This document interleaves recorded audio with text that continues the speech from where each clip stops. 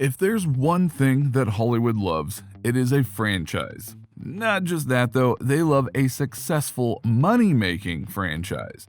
Just look at the Marvel Cinematic Universe or the Fast and the Furious series. And of course, things like Pixar, where just about every animated movie they make is solid gold, and almost literally makes gold. Hollywood is almost literally ready to make a sequel if it's worth it to them, but sometimes they do need a nudge.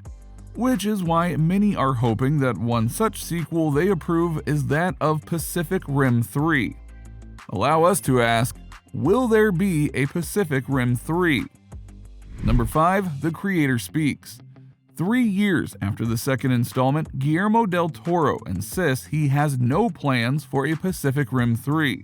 Acclaimed director Del Toro broke into the monster blockbuster realm in 2013 with Pacific Rim, an original sci-fi tale that introduced the concept of Jaegers, giant robots controlled by two human pilots fighting a war against Kaiju. It starred Charlie Hunnam, Rinko Kikuchi, and Idris Elba. Though not an overwhelming box office success, Pacific Rim performed reasonably well and earned positive reviews from audiences. A sequel, Pacific Rim Uprising, was released 5 years later and starred John Boyega. Pacific Rim Uprising garnered a more mixed response from critics and audiences, and it struggled to match its predecessor in terms of box office returns. As a result, it soon became unclear if the Pacific Rim franchise would earn a third installment.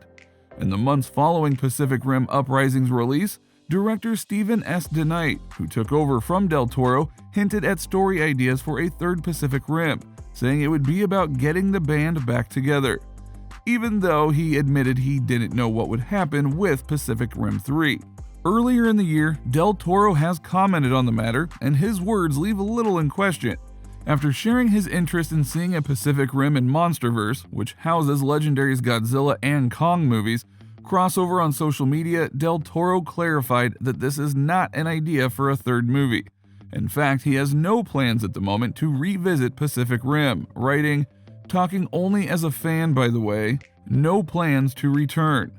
This will surely come as a disappointment for Pacific Rim fans, particularly since it looked like there was a lot more story to tell within this world. The ending of Pacific Rim Uprising left some threads dangling. Though to be fair, just this year, there was an advancement on the franchise. Number 4. Pacific Rim: The Black.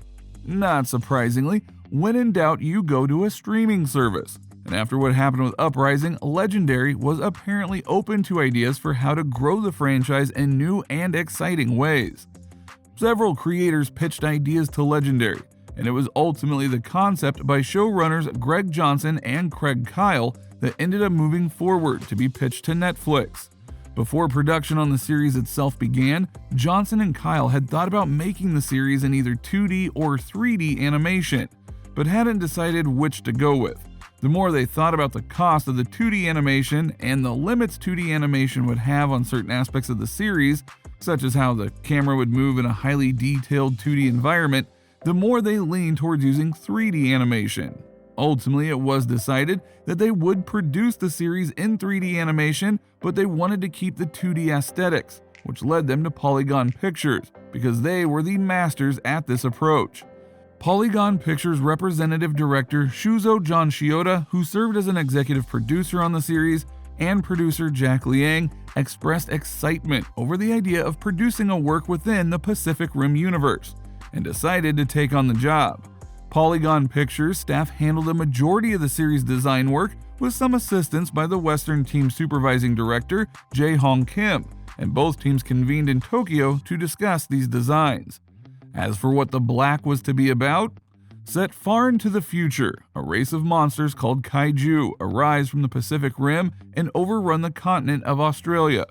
Humans build gigantic armed robots, Jaegers, to fight back, but fail, and the continent is abandoned, leaving only isolated pockets of survivors.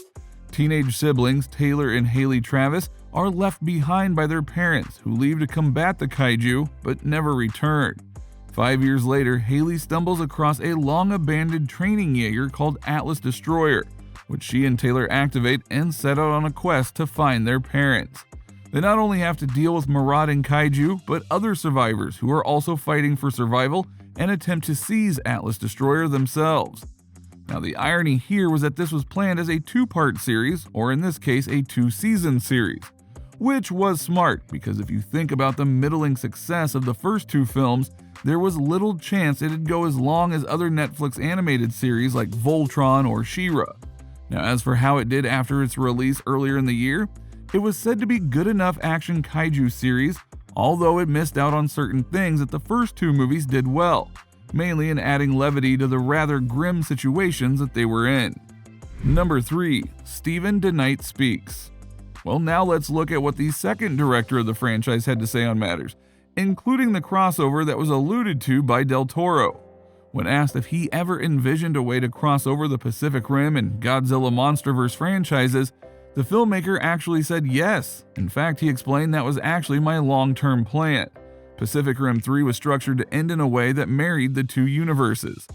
He added, "To clarify, my plan does not mean that's what would have happened, it was just an idea." Of course, he didn't go into much detail about the actual way to combine the universes, but it can be assumed that the wormholes in Pacific Rim would have somehow led to the crossover.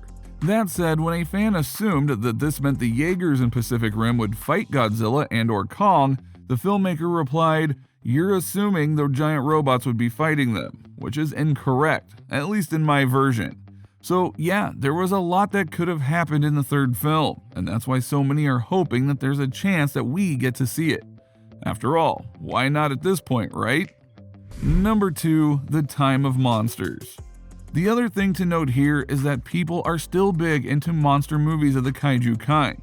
Godzilla vs. Kong was by and large one of the biggest hits of 2021, both in terms of box office revenue, domestic and abroad, as well as how well it did on HBO Max when they did the same-day release for it.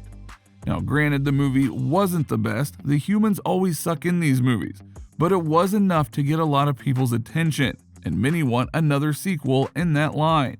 So why not go and do the same with Pacific Rim 3?